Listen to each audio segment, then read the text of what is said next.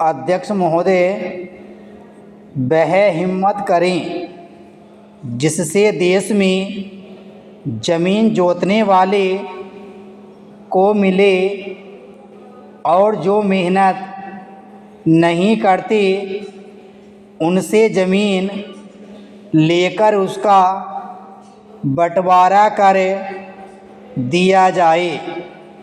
मुझे आश्चर्य हुआ जब मैंने इस प्रतिवेदन को आरंभ से अंत तक देखने की कोशिश की और इसमें अंग्रेजी का इतना समर्थन मेरी समझ के बाहर की बात थी।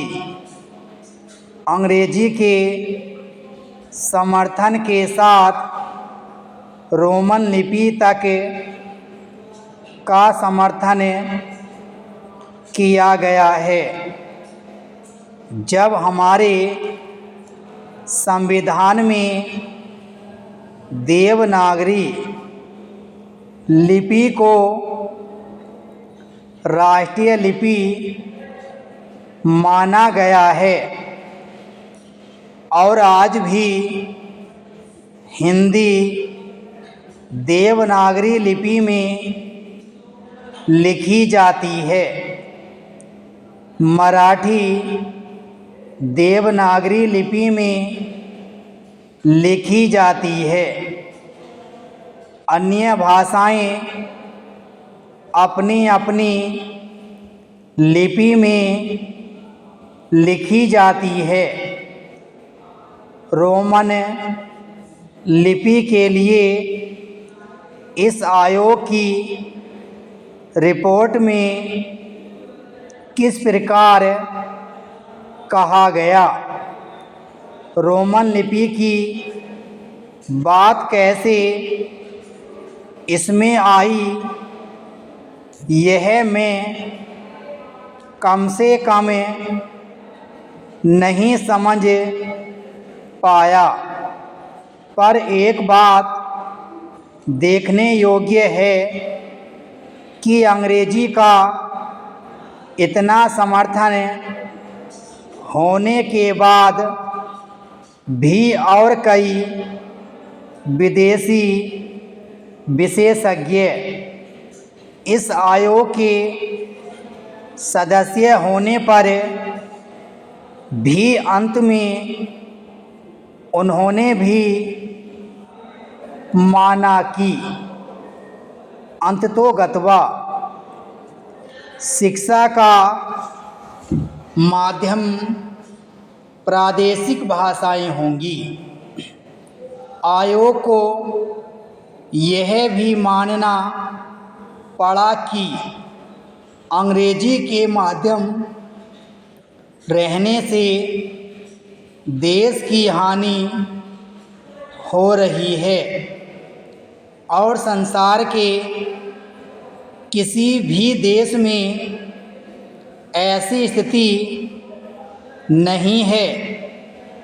आयोग स्वयं इस बात को स्वीकार करता है कि इस प्रकार विदेशी भाषा के माध्यम से हमारे देश की कितनी हानि हो रही है। पैराचीन मैं त्रिसूत्री भाषा फार्मूले का समर्थक हूँ।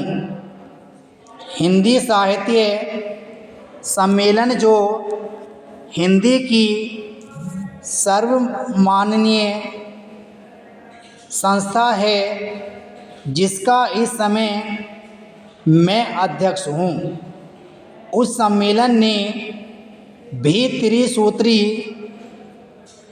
और त्रैभाषा फार्मूले को स्वीकार किया।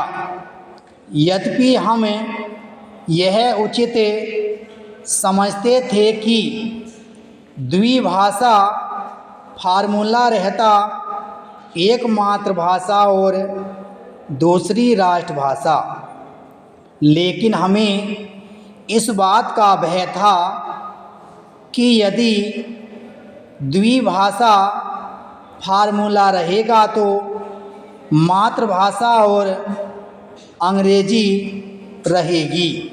इसलिए हमने विवश होकर, प्रेम से नहीं, उत्साह से नहीं, बल्कि लाचार होकर त्रिभाषा फार्मूला स्वीकार किया कि मातृभाषा रहे, हिंदी रहे और तीसरी भाषा अंग्रेजी या कोई भी दूसरी भाषा रह सकती है। कहा जा सकता है कि हमारे यहाँ अभी स्नातकोत्तर पढ़ाई के लिए पर्याप्त साहित्य नहीं है। बड़ी गलत बात है यह। अभी सरकार के द्वारा ही कुछ महीने पहले यहाँ पर एक प्रदर्शनी हुई थी।